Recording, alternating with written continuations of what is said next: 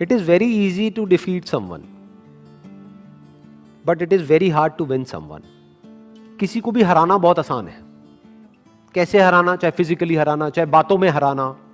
किसी को भी तोड़ना, हराना मतलब तोड़ना, बहुत आसान है। और विन का मतलब जोड़ना, अपने साथ में जोड़ना बहुत मुश्किल है। It is very hard to win someone. कैसे जीतना? उसका दिल जीतना, उसको जीत लेना, उसको दोस्त बना लेना, उसको अपना बना लेना, उसको अपने साथ जोड़ लेना बहुत मुश्किल है। क्योंकि उसके लिए एक ऐसी क्वालिटी चाहिए जो बहुत ही कम लोगों में होती है। क्या है वो क्वालिटी? पेशेंस। बहुत पेशेंस चाहिए।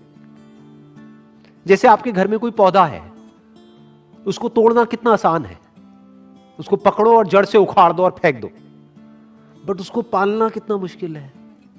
रोज पानी देना होगा, ध्यान रखना होगा, कहीं कीड़े तो नहीं लग रहे, तो खाद डालनी होगी, उसको सनलाइट देनी होगी प्रॉपर, ना ज्यादा ना कम। मतलब कितना एफर्ट है। उस पौधे का ध्यान रखना कितना मुश्किल है। बिल्कुल इसी तरह से जैसे एक पौधे को मेंटेन करना होता है, ऐसे ही रिलेशंस को मेंटेन करना होता है। किसी भी रिलेशन को खत्म करना बहुत आसान है, बट उसको समझना, उसके पॉइंट ऑफ व्यू को समझना बहुत मुश्किल है। और मजे की बात क्या है, हमारा जो पूरा का पूरा एजुकेशन सिस्टम है, it is all about defeating someone, not winning someone. उसकी तो कहीं बात ही नहीं होती। जब भी कोई बोलता है कि मैंने टॉप किया है, इसका मतलब क्या? कि बाकी सबको मैंने पीछे छोड़ दिया है। देखो मेरे को ये मेडल मिला है, गोल्ड मेडल मिला है। क्यों? क्योंकि मैं रेस में फर्स्ट आया हूं। मतलब क्या? मैंने बाकी सबको हरा दिया है। I have defeated everyone else. तो हमारी जो ट्रेनिंग हो रही है बचपन से ही, कंडीशनिंग हो रही है, जिस तरह का एटमॉस्फेयर है चारों तरफ, जिस तरह का हमारा एजुकेशन सिस्टम है, जिस तरह की घर पे बातें होती हैं, जिस तरह के कंपैरिजंस होते हैं, यहां तक कि भाई बहन को भी नहीं बख्शा जाता है। आपस में लड़वा देते हैं कि देख तेरी बहन कितनी अच्छी है पढ़ाई में, तू कितना गया गुजरा है, तू कितना निकम्मा है। तो ये क्या किया जा रहा है?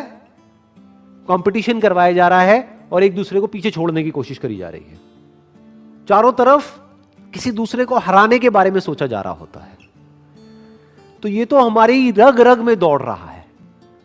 किसी को तोड़ने के लिए जो चाहिए वो तो हमारी रग रग में दौड़ रहा है। तो सवाल ये उठता है कि किसी को जोड़ने के लिए, किसी से जुड़ने के लिए और किसी को अपने साथ जोड़ने के लिए, किसी को अपना बनाने के लिए क्या क्वालिटीज हमारे अंदर होनी चाहिए, वो समझना पड़ेगा और वो अपने अंदर डेवलप करना पड़ेगा। उसके अंदर सबसे बड़ी क्वालिटी होनी चाहिए पेशेंस। दूसरी होनी चाहिए केयरिंग एटीट्यूड। ये नहीं कि आप पूरी तरह से सेल्फिश हो जाओ, अपने बारे में सोच रहे हो। सामने वाले की केयर करनी होगी, सामने वाले की जो फीलिंग्स है उसकी केयर करनी होगी। अगर दूसरे वे में देखा जाए तो एक तरफ से क्या हो रहा है, जब आपने किसी को हराया तो जिंदगी भर के लिए आपको एक दुश्मन मिल गया, क्योंकि अब वो मौका ढूंढेगा आपको हराने का, और आज नहीं तो कल आपको हराएगा। वो किसी भी तरीके से आपको हराएगा। तो आपको क्या मिला? किसी को हरा करके एक जीत मिली छोटी सी, लेकिन जिंदगी भर के लिए एक दुश्मन मिल गया। दूसरी तरफ से अगर किसी को हमने अपना बना लिया, तो अगर हम किसी वजह से हार भी गए on a temporary basis because of some reason, तो वो हार बहुत छोटी है उसके आगे जो एक्चुअल में हमको मिला है। क्या मिला है? जिंदगी भर के लिए एक दोस्त मिल गया है। और दोस्त अगर एक्चुअल में दोस्त हो, वो नहीं जो सिर्फ मतलब के लिए होते हैं। दोस्ती अगर असली दोस्ती हो तो उसकी वैल्यू पैसे में आंकी नहीं जा सकती है, या ये कह लो उसकी कोई वैल्यू ही नहीं है। That is priceless. देखो ध्यान से समझो क्या हुआ कि जब भी आप किसी को हराते हो तो याद रखना, आपको लग रहा है कि आपने उस एक को हराया है तो मेरा एक ही दुश्मन बना। अरे आपका एक दुश्मन नहीं बना है, उसके सारे दोस्त भी तो आपके दुश्मन बन गए। तो अब आपका एक दुश्मन नहीं है। अगर इस आदमी के 1000 दोस्त हैं तो अब आपके 1001 दुश्मन है। दूसरी तरफ से अगर आपने किसी को अपना बना लिया है या एक दोस्त बनाया है, तो यह मत समझो आपने एक दोस्त बनाया है। अगर इस आदमी के 1000 दोस्त हैं तो अब आपका एक दोस्त नहीं है, अब आपके 1001 दोस्त हैं। इसको दूसरे वे में भी बोला जा सकता है कि जिसकी आदत बन जाती है दूसरों को जीतने की, तो पूरी दुनिया उसकी दोस्त बन जाती है। और दूसरी तरफ से जिसकी आदत है सिर्फ दूसरों को नीचे गिरा करके खुद ऊपर उठने की, या दूसरों को हरा करके खुद जीतने की, उसकी पूरी की पूरी दुनिया ही दुश्मन है।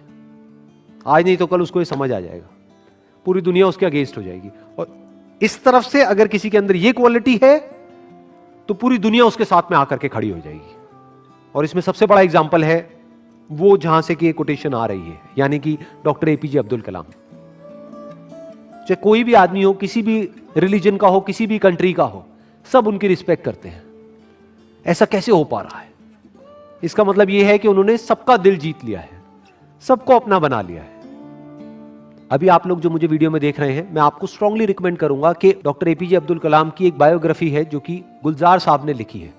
वैसे मैंने अपने पहले भी एक वीडियो में रिकमेंड करी थी, लेकिन अभी तक आपने अगर नहीं सुनी है तो I strongly recommend you all कि एक बार जाकर के आप उसको सुनो, तो उससे आप और अच्छे से समझ पाओगे डॉक्टर कलाम को और उनकी विजन को और उनके मिशन को। करने वाला हूं, एक छोटा सा ऑडियो प्ले करूंगा यहाँ पे डॉक्टर एपीजे अब्दुल कलाम का। आप में से कितने लोगों ने, उनकी एक ऑटोबायोग्राफी है यूट्यूब के ऊपर जो गुलजार ने बोली है, गुलजार साहब ने, कितने लोगों ने सुनी है? किसी ने नहीं। देखो क्या हो रहा है। हनी सिंह के गाने कितने लोगों ने सुने हैं? 4 bottle vodka, 4 bottle vodka, 4 bottle vodka. उसमें सनी लियोन दिख रही है डांस करती हुई। माइंड हमारा वर्ड्स में सोचता नहीं है, पिक्चर्स में सोचता है। तो जैसे ही वो गाना चलेगा माइंड के अंदर सनी लियोन आएगी, सनी लियोन आएगी, आप नेट में जाकर के सनी लियोन सर्च करोगे, हो गया टाइम पास। क्या होगा? बोलते रहेंगे आपके पेरेंट्स, बेटा ये मत कर, वो मत कर। नहीं मम्मा कुछ नहीं कर रहा, मैं तो पढ़ाई कर रहा हूं। कौन सी पढ़ाई होगी? क्यों करोगे पढ़ाई? कोई वजह ही नहीं है पढ़ाई करने की। If you need a reason to do something extraordinary, you need a purpose. जीने की कोई वजह चाहिए, कोई इंस्पिरेशन चाहिए। कौन है, कहां से आएगी वो? I strongly recommend you all, strongly recommend you. इतना स्ट्रांगली मैंने कभी अपनी लाइफ में किसी के लिए रिकमेंड नहीं किया। Doctor APJ Abdul Kalam students के लिए, उनसे बड़ी इंस्पिरेशन इस पूरी दुनिया में कोई नहीं है स्टूडेंट्स के लिए।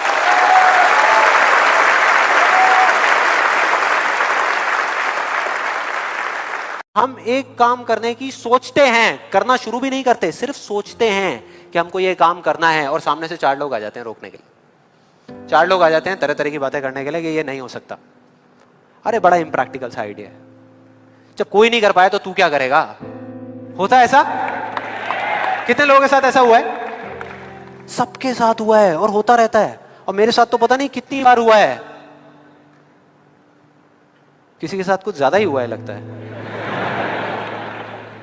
लगता है उनको राह चलते भी, मेट्रो में भी कोई मिलता है, अबे तू नहीं कर पाएगा चल।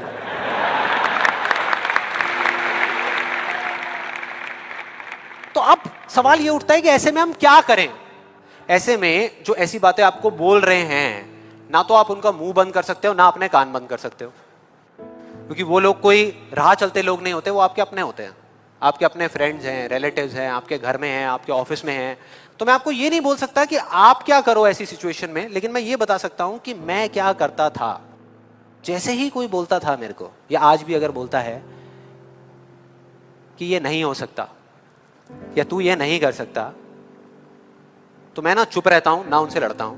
मैं सिर्फ एक वर्ड में उनसे एक सिंपल सा क्वेश्चन पूछता हूं, एक वर्ड में, क्यों? क्यों नहीं कर सकता? क्यों नहीं हो सकता? और जैसे ही मैं ये करता हूं उसके बाद बहुत मजा आता है। आप कभी करके देखना, बहुत मजा आएगा। 90% लोग ऐसे मिलेंगे आपको जिनके पास में इस क्यों का जवाब ही नहीं होगा। जवाब ही नहीं होगा। नहीं, वो सोच में पड़ जाते हैं। जैसे मैं पूछता ना क्यों, हाँ क्या क्यों, ये कैसा सवाल है? तो ये है वो 90% लोग जिनके पास में कोई जवाब ही नहीं होता, या होता भी है तो वो इतना फनी होता है कि आप चाह करके भी अपने आप को हंसने से नहीं रोक पाओगे। अब बचे 10% लोग जिनके पास में जवाब होता है, एक जेन्युइन वजह होती है। मतलब वो आपको सिर्फ ये नहीं बोलते कि आप नहीं कर सकते, वो आपको बताते हैं कि वो ऐसा क्यों बोल रहे हैं। तो मुझे जब भी कोई ऐसा मिलता है तो मैं उनके पास में जाकर के शांति से बैठता हूं, उनकी सारी बात को समझता हूं, फिर अकेले में जाकर के उस प्रॉब्लम का सॉल्यूशन निकाल लेता हूं और अपने पूरे दिल से उस इंसान को थैंक्स करता हूं। क्योंकि इनडायरेक्टली ऐसे लोग हमको हेल्प करते हैं आगे बढ़ने में। लेकिन इसका मतलब ये नहीं है कि उन 10% लोगों की बातों को मैं ज्यादा सीरियसली लेता हूं, या अगर मेरे को उसका जवाब नहीं मिलता तो मैं रुक जाता हूं। क्योंकि जवाब नहीं है इसका मतलब ये नहीं कि हम चलना बंद करते हैं। फॉर एग्जाम्पल, अगर हम अपने घर से ये सोच करके निकले हैं कि जब सारी लाइट्स ग्रीन हो जाएंगी तब मैं अपने घर से निकलूंगा, तो निकल पाएंगे कभी? कोई भी ऐसा कुछ आपको बोलता है आकर के कि आप ये नहीं कर सकते, तो समझ लेना कि वो बोल तो आपको रहा है, लेकिन उसका इशारा आपकी तरफ नहीं है। वो बस इतना सा कहना चाहता है, क्योंकि मैं इस काम को नहीं कर सकता। वो बस इतना सा कहना चाहता है, क्योंकि मैं इस काम को नहीं कर सकता, या मुझे नहीं पता कि इस काम को कैसे करना है, इसलिए मुझे लगता है कि इस पूरी दुनिया में कोई भी नहीं कर सकता।